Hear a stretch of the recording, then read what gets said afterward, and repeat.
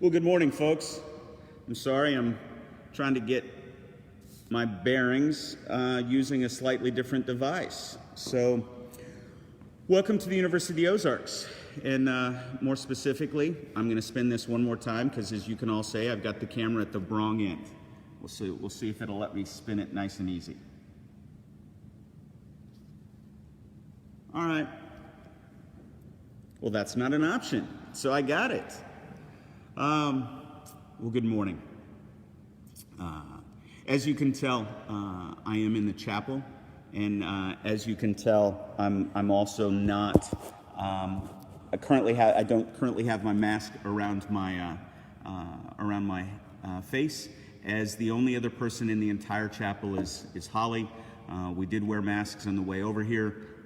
And I want to use this as an opportunity to give you an update. It's August 21st, 11 p.m., 11 a.m., and that it's time for us to talk about where are we and what's going on with campus and where and how can we proceed. So I'm going to start a little bit differently than normal, and I'm going to share with you a passage from Galatians that I used for opening workshop with our faculty staff on Tuesday.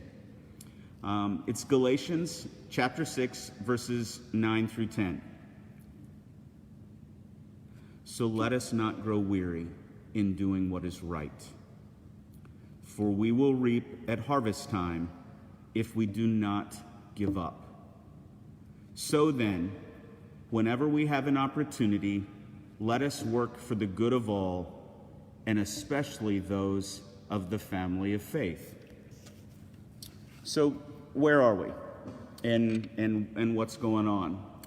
As many of you know, last March, we kind of shut down and said, hey, we're going to regroup, we're going to figure things out, we're going to go online, we're going to prepare a plan to reopen the campus, and we're going to reopen face-to-face the best we can come August of 2020. For anybody thinking there's going to be a punchline somewhere along the way that diverts from that plan, there is no punchline. We spent all summer planning for where we are right now. All right? So where are we right now?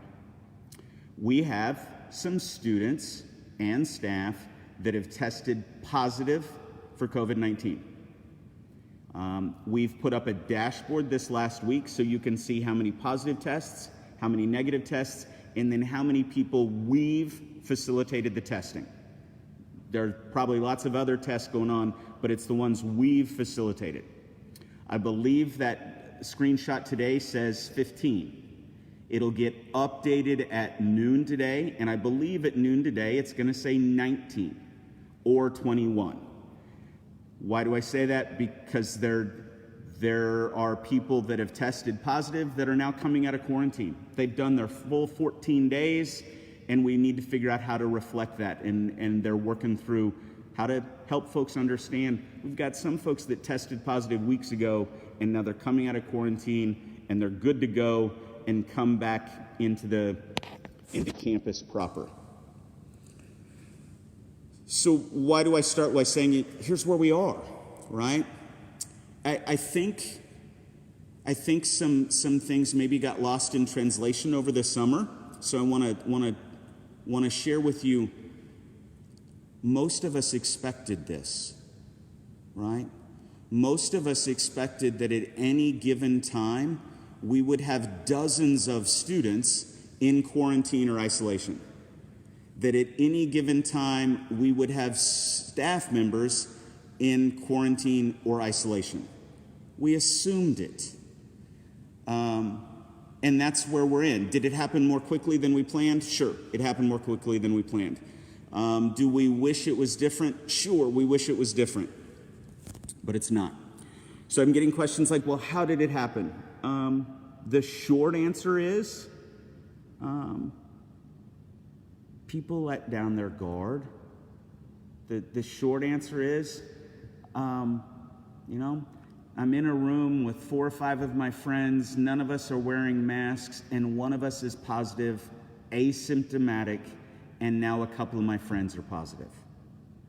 I go to a backyard barbecue, spend time with friends and fellowship and enjoying each other's company, and I think that we're all good, and one of us is positive. All right? It's not what we're reading on the national news where it's bars and parties and craziness and debauchery. It's not that. It's an everyday course of action. We maybe lost a little focus. We maybe went, hey, we're invincible, which sometimes 18 to 22-year-olds think they are, so now they're positive. We've got them in quarantine. We've got them in isolation. And our assumption over the next couple of weeks, we're going to rotate a lot of people in and out of quarantine and isolation as we find a normalization. Okay? That's where we are. There are folks going, hey, we should just go online. I think that's why I like the Galatians text. Let us not grow weary in doing what is right. The weary side of me says, well, maybe online's the right way to go. But I'm not ready to say that yet because I don't think it's the right thing for my students. Yes, some of them are online, some of them are going to stay online, but I don't know that it's right for all 900 of them. Okay? And now let's talk about why I'm choosing to do this update here. All right? I'm choosing to do this here because of the right-hand panel, or while looking at it's the right-hand panel. That's James. James the Just. All right? Above James are cups representing charity and love. Below James, on the shield, are the scales of justice. And James himself holds a script that says faith without works is dead. And in his hand is a scalloped shell in which it is depicted the Good Samaritan giving a foreigner a drink.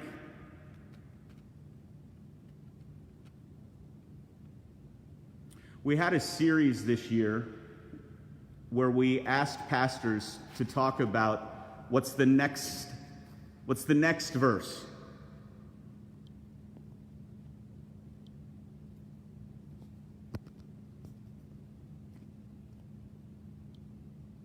Well, folks, I don't know what happened there.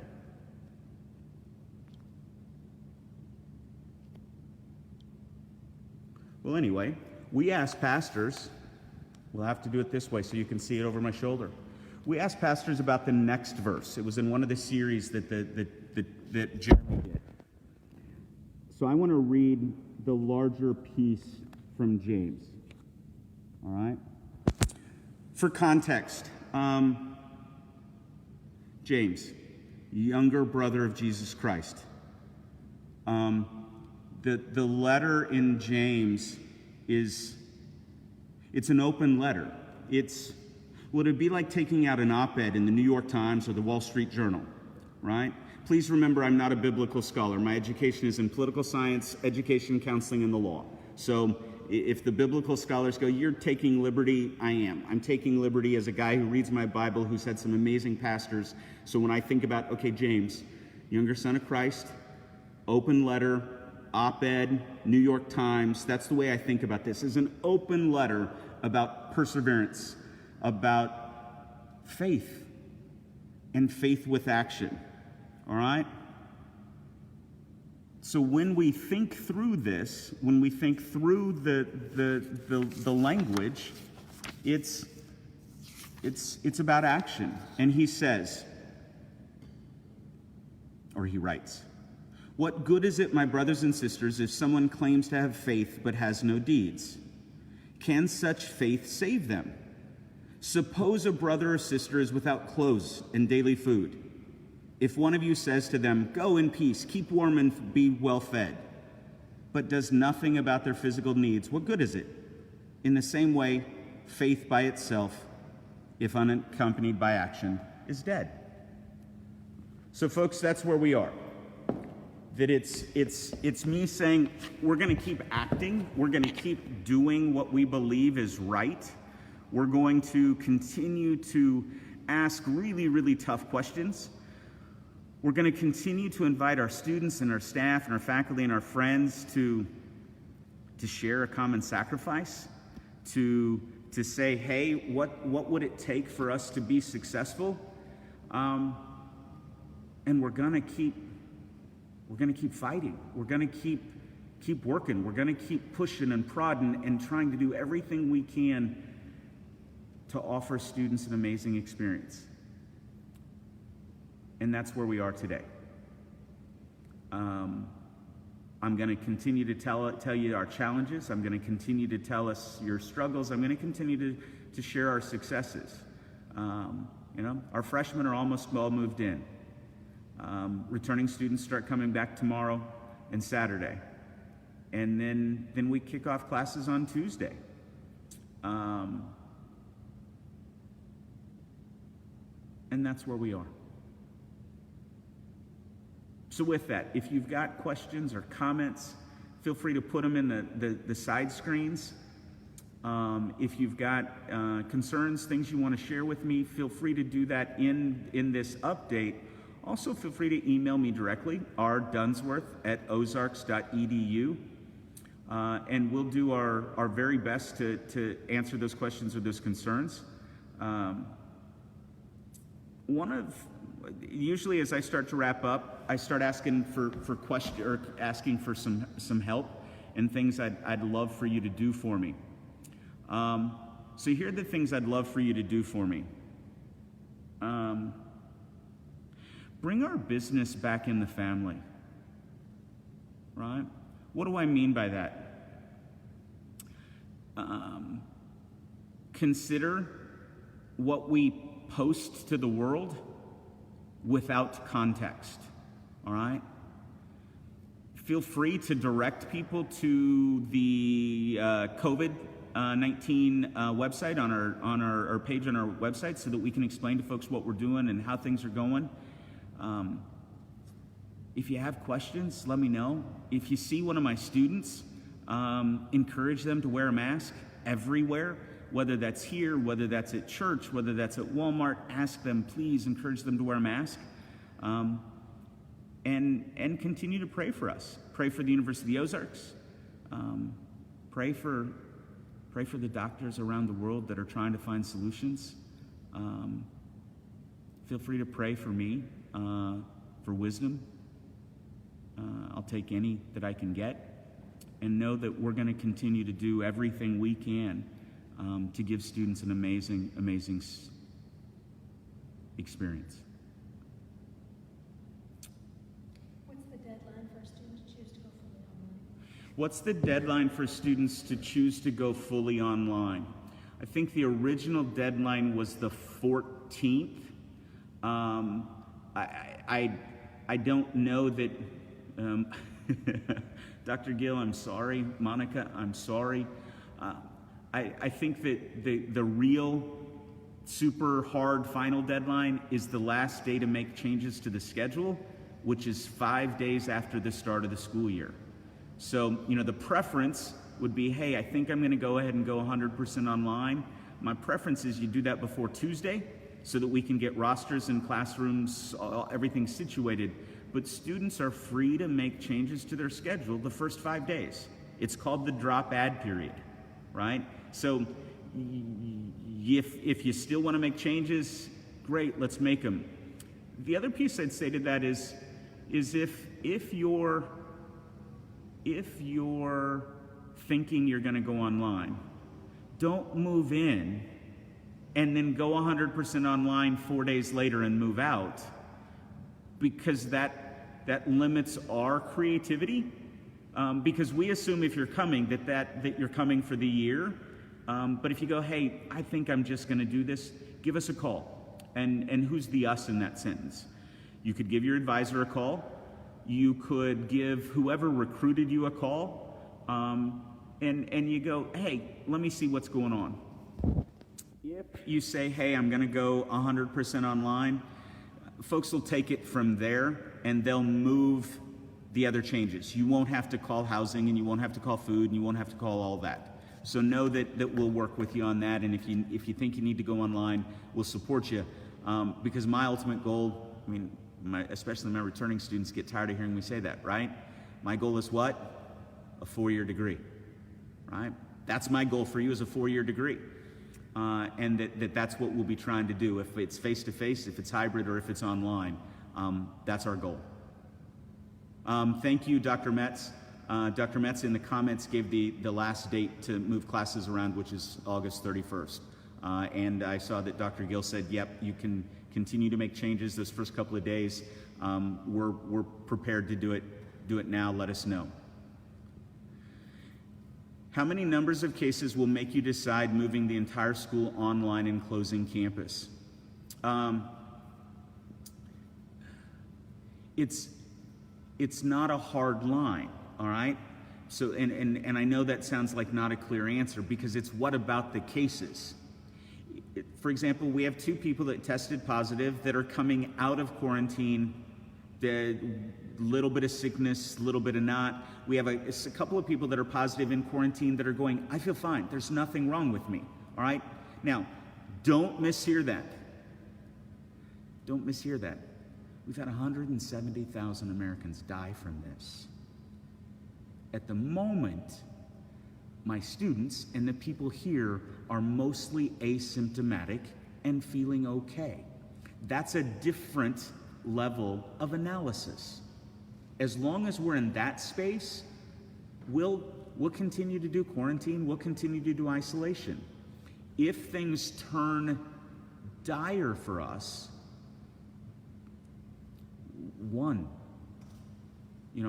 so that's when I say that it's a multivariable analysis where my team now is meeting every day at 4:30 for a Zoom call going, what do we know? What do we need to do? How do we need to think about? Best laid plans, right? Great plans. Now we're in the thick of it. Other questions, Holly? What can we do about professors who are not working with students who wish to be online? Faculty, we've been working with faculty since maybe June 1 on if, because of their life circumstance, because of where they are in the world, age, risk factors, comfort, whatever, if they want to be 100% online, we've worked with the faculty to move their classes 100% online. So that's, for us, that's about 44% of our courses are 100% online, where you'll have a faculty member that's teaching, advising, doing everything from their home 2 blocks from campus. All right? Then you've got a couple of faculty where going, hey, maybe one of my classes is great for online, but the rest of my classes I want to be face-to-face. And that we're continuing to work with faculty. I think we had a faculty member on Tuesday say, because of things that are going on in my life, I think it would be best if I move online, and Dr. Gill and the registrar are working to make that happen. So I hope that answers the question. I can see some of the questions popping up, the numbers. Currently we have 15 positive tests on campus. That number will change at noon, because at noon we update our dashboard, and I believe the updated number at noon will be 19. We are working hand in glove close with the Arkansas Department of Health, reporting, contact tracing, that if anybody has come in contact with any of those testing positive, we are quarantining them or placing them in isolation depending on how that's set up.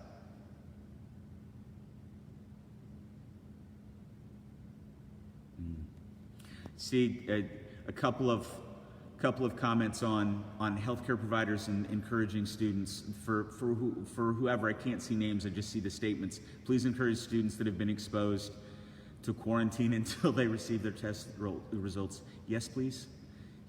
And I'm not making light of it. Yes, please. Stop moving. I mean, a little bit of that's where we're at right now is, could everybody just stop moving for a couple of days so we can figure this out? As it relates to healthcare providers, We have amazing support, I mentioned, by Arkansas Department of Health. The other key player for us is River Valley Primary Care Services.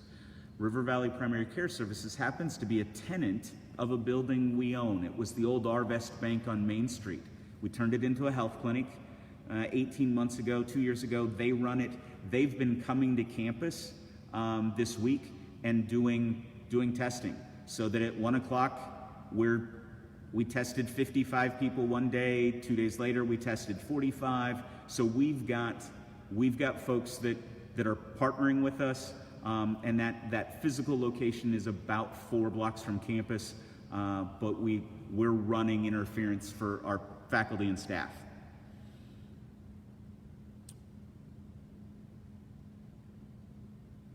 What else, honey? Excuse me, Holly. Do you expect more changes to the repopulating plan now that you're doing more tests on campus? One more time. Do you expect changes to the repopulating plan as you do more tests on campus? All right, the question is, do we expect changes to the repopulation plan? Is it Eisenhower? I think it's Eisenhower, and I'm going to mess this up. Plans are worthless. Planning is everything. And the subtext is, hey, the muscle, the ability to make plans and think about and critically assess and change and that's the important part. We have a fabulous plan. It's in writing. Were we naive? Were we Pollyannish? Did we think things would be different? Yeah, we maybe were we were a little naive on a few things. The guiding principles didn't change. That we're going to deliver on the mission of the institution, that we're going to let science, evidence, and pragmatism guide us, that health is paramount. The principles didn't change. Some of the things we're going, we need to do that. So, for example, we communicated to all faculty, staff, and students that we needed to make some changes in housing. Specifically, we needed to free up spaces that have doors to the outside, spaces that can easily allow for students to come and go, as in you come into quarantine, Airmark delivers your food, the advancement staff delivers a care package, makes sure you're cared for, you're cared about, they make your runs to get anything you want, and then 14 days later you go back to your room. Well, some of you are going, hold it, you just described my apartment, North Street, you just described my apartment, College Street, you just described my duplex, Jackson Street. Ooh, me and my best friend are in one of those 2-bedroom houses along Johnson Street. And what we're asking you to do is we're asking you to take one for the team. And most all of you received an email communication saying, hey, we're probably doing this. You received another one today saying we're going to do this. And before the day's out, you're going to get a call from whoever recruited you saying, let's work out the details. If you've already moved, you're moving. If you haven't arrived yet, when you get here, your keys will be somewhere different. I know. What do I know? Well, I know I'm a senior. I deserve that bigger, nicer space. Okay. Yeah, I'm sorry that I'm going to put you in a space that's different than you planned. But I bought stuff for it. I'm sorry. I'm going to put you in a space that's different than we planned. What that does is that allows us to have about 92 beds. That's about 16% of my occupancy that can be in flux at any time. And that we're going to run those as temporary space. I've been using the word concierge services. Our advancement staff are going to run concierge services. We'll get people in, we'll get them situated and go, how can we make your life better knowing you just brought a suitcase? So, let's foreshadow that. I would encourage every student when they get here, after they've unpacked and gotten situated in their new room, I would encourage all of you to grab your smallest suitcase and pack it. Right? So that should you need to go in quarantine, we'll send you to quarantine, and whoever's running concierge service that day, you say, I need the green bag at the end of my bed. And they'll go get it and bring it to you. And that we don't make it more than it has to be. Okay? I know that's a long answer, but I wanted you all to know.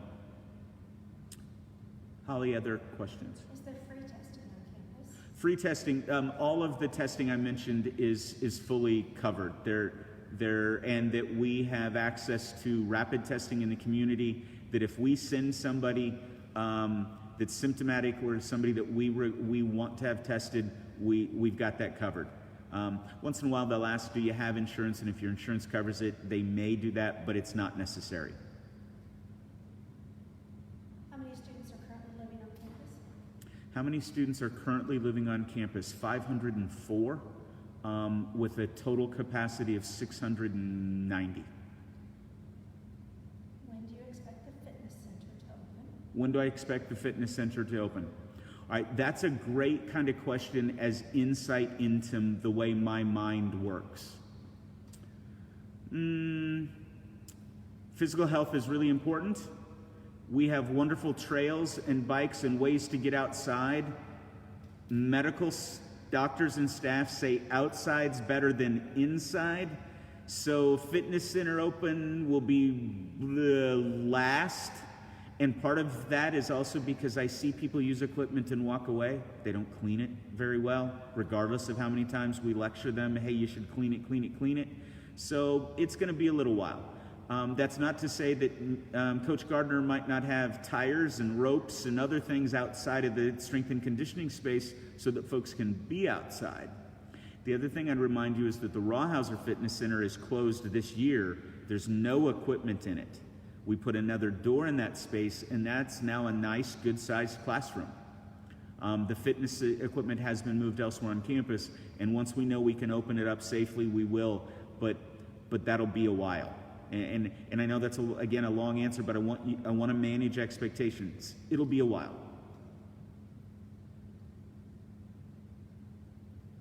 All right. For students being tested on campus, Yes. how are they being notified of their test results? Okay. Of students testing on campus, how are they being notified? And how quickly? All right. There are a couple of ways that this is happening.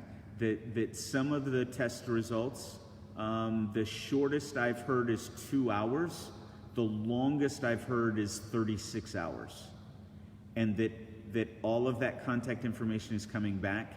We have a pretty robust plan, or no, I shouldn't say a plan, staffing model, where the minute that test comes back, they're assigned a case manager, and that case manager is their point of contact from here on out, to walk them through everything they need to do. They receive directions in writing via email from Laura Reel, who's running that process. In that is her email address, her cell phone number, and their case manager and their contact information. And then a member of my professional staff reaches out to that student and says, let's walk you through this, all right? Because sometimes even with the negative tests, because of the exposure, they might still have 10 days in quarantine or 14 days in quarantine, depending on which metric. So they're gonna hear that results as little as 2 up to 48 hours. While they're in that, they're gonna be, if they've had direct exposure, they're gonna be in isolation, and we'll walk them through it.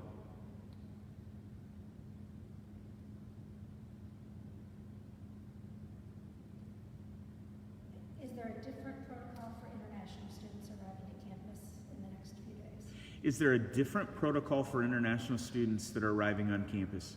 For my international students that are able to arrive, travel well, be safe, make sure you have Jennifer Amata's cell phone number and Nicole England's cell phone number, regardless of what program you come in on. Those two, Jennifer's running the Walton program, Nicole runs all of our other international programs. Make sure you have those numbers. Why? So that once you're in U.S. soil, if there's any challenge, they're your go-to first, so that we got you covered. For students in countries that are allowing international travel, there are no protocols. That's no different than you coming from Texas. That's no different than you coming from Maine, right? That you're traveling. Some of you, it's less travel than some of my domestic students. It's less interaction with others than my domestic students. So as we think about this, it isn't a special protocol, it's the same protocol for anybody traveling to campus. Wear a mask, be safe, wash your hands the minute you arrive, 3 or 4 times after you arrived, and then follow all of the instructions from the professional staff.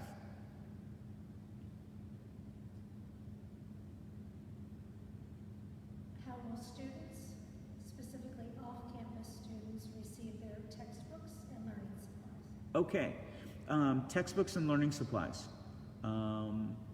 For off-campus students, well, for all students, this is everybody. All of that is in a digital portal waiting for you to grab it, all right? You've all got iPads we've issued you. A few folks will be getting theirs in the next day or so. You'll get directions to your University of the Ozarks email address on how to go out and grab all of your texts. They're 100% digital. Why did we do that? So that everybody has them, so that there is no question about where they are and where they might be. You'll go out and grab them and download them.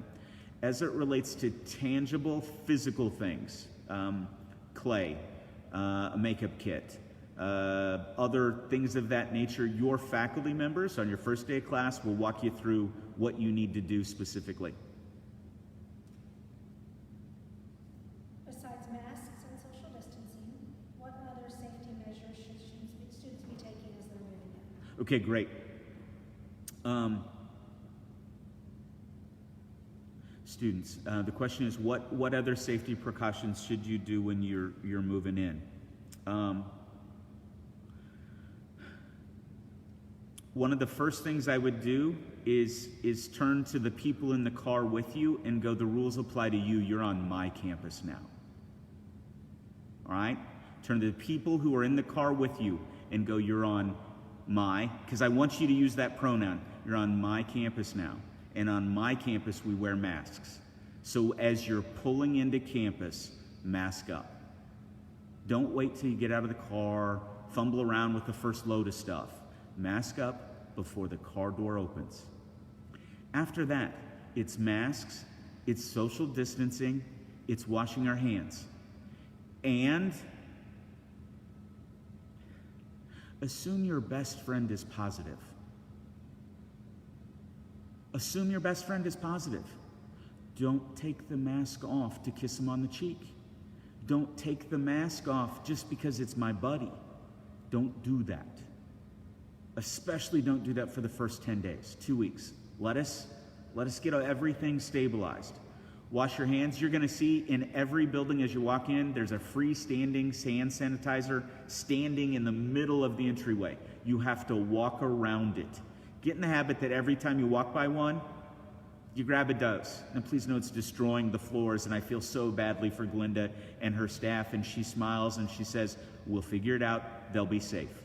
We'll figure it out, they'll be safe. So mask up, wash our hands. Some of us are close talkers, right? So I'm in a mask, my friend's in a mask, and I step to within 18 inches and start having an extended conversation. Every time I feel that way, take a step back. I've told folks I want to issue everybody a swim noodle, you know, the long styrofoam things in swim pools, and that if anybody gets within a distance that I can swing it at them, they're too close. And then we have some fun with it and go, hey, you're too close. You're in my swim bubble. Back up a little bit. Great. And you go, but we're in masks and 6 feet, right? So that then should you hit any of that contact tracing, you go, nope, you don't have to worry about my friend. We didn't close talk. We didn't touch. But masks, wash our hands, disinfect our hands, 6 feet, and we can knock this one out. For students who live off campus, will they be quarantined on campus? All right. If a student lives in one of our university-owned and operated spaces, so the word off-campus sometimes trips me up because we own houses that we treat off-campus, but they're within a block. So when I think about on-campus and quarantine and all that, we got all that. But let's say I live a mile away in a house that me and my best friend rented, and now I'm positive. What do I do? Is there an option to quarantine on campus? Maybe. And what's the maybe? It depends upon availability. It depends on if I've got space. If you're in need, this goes back to scripture, folks. If you're in need and I can help you, I'm going to help you. If you're off campus and you go, okay, I'm positive, but I can't do this, what are my options? That's where your case manager, because you're one of my students, you're going to be positive, you're going to have a case manager. You tell that case manager, hey, my living environment may not be the best for me. Is there an option? And we'll do that one-on-one. But my first priority are to the students who have leases with me. My second priority for that will be to those that have leases with someone else.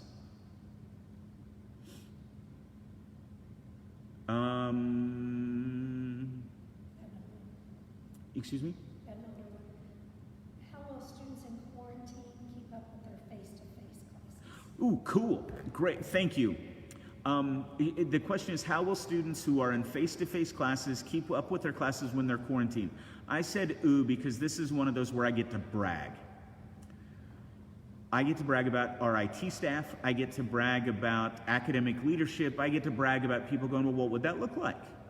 So what that looks like is that if you walk into any of our classrooms that we're using right now, you're going to see a mic in the middle of the room. Not really, it's about 6 to 8 feet from the faculty member.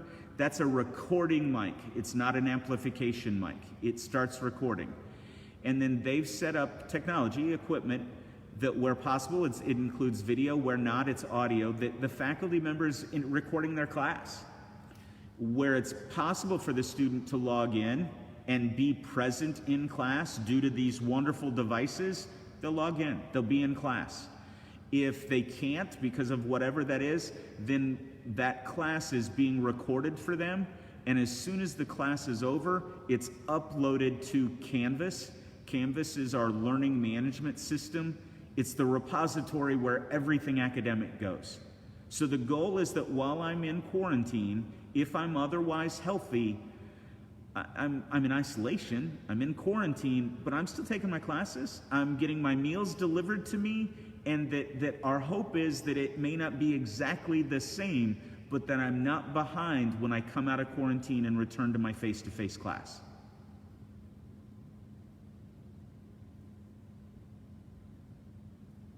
Are winter sport athletes going to be able to practice in their off-season? Okay, athletics. And the person who asked the question knows the vocabulary because they use winter sport, because we talked about fall sport and now we're in winter sports and this and that.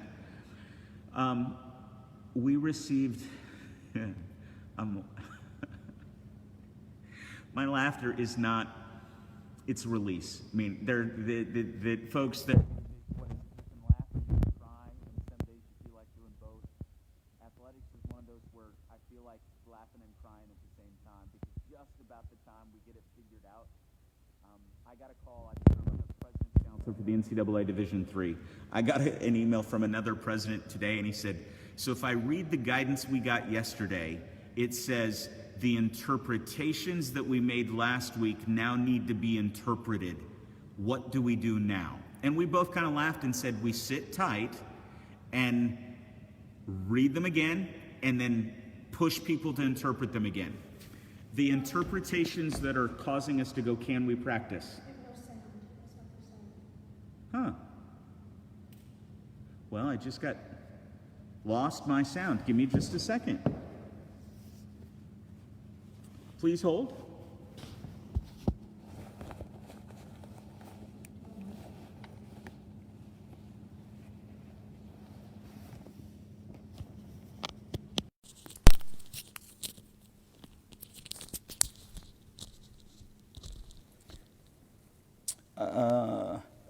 Can you hear me now? Okay. Hey guys, a 50-year-old figuring out technology and how to break it. You know, you can learn new things. And for those of you who want to remind me I'm older than that, keep it to yourself. So athletics. Short answer. The NCAA gave us interpretations yesterday on the interpretations we were issued 2 weeks ago. We are running through them as fast as we can on what they mean. The two big hiccups for us are around mandatory testing for students who are simply practicing on campus and the frequency of that testing, and it's the logistics of it. If we have to test our winter, let's do swimming. If we have to test swimming every 3 days just so they can practice, we're consuming a significant resource that's scarce here in Arkansas.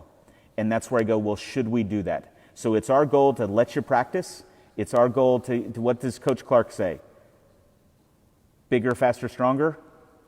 Our goal is that when we come out of this, that you guys are ready to dominate, whether you're in the SCAC, whether you're in the ASC, or whether you're unattached, because we've got programs in all three. We don't want to lose ground, but back to that principle on health and safety. We're going to make sure we can do it safely, and we'll figure out what it looks like. Some spaces, we know we can do that. Some, we're working through it. And I'm going to try to give you as much of an athletic season as I can.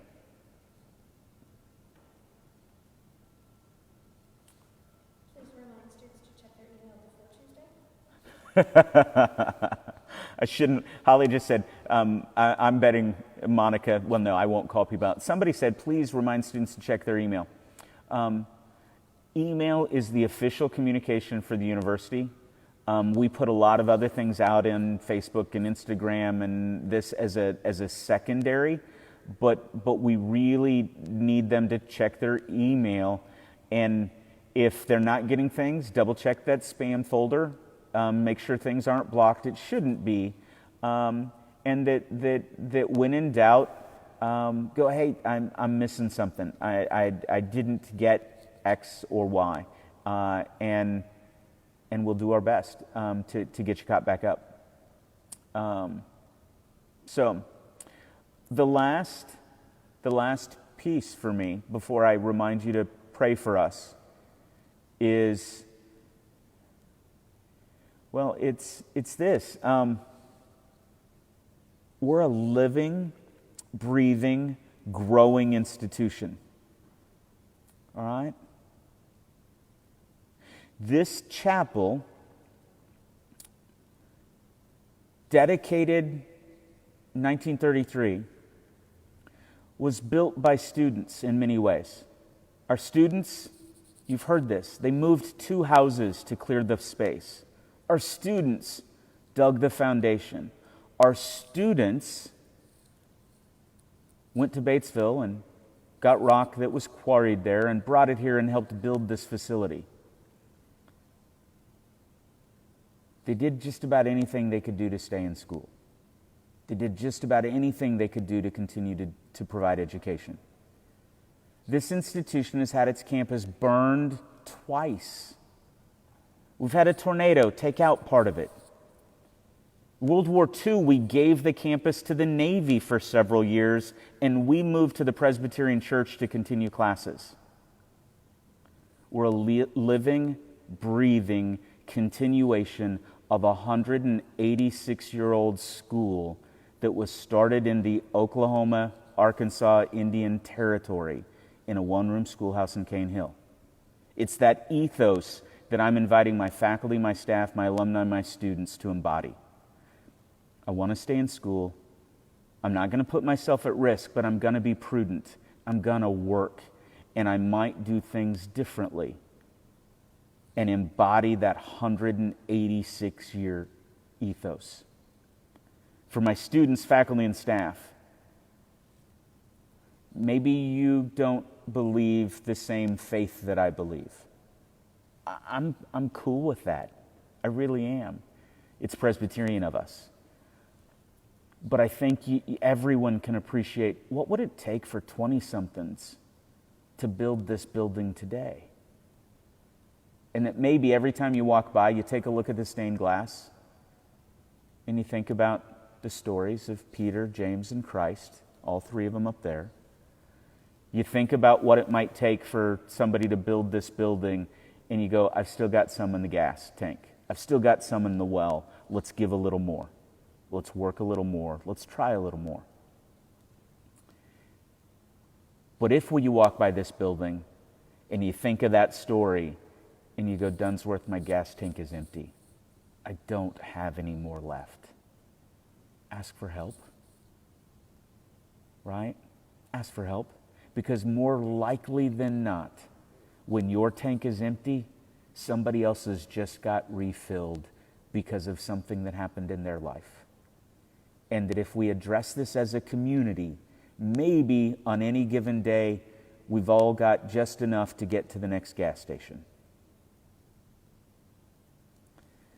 Pray for us. Pray for this institution. Pray for the leadership of this country. And have faith, but it's faith with action. God bless. Take care. Bye-bye.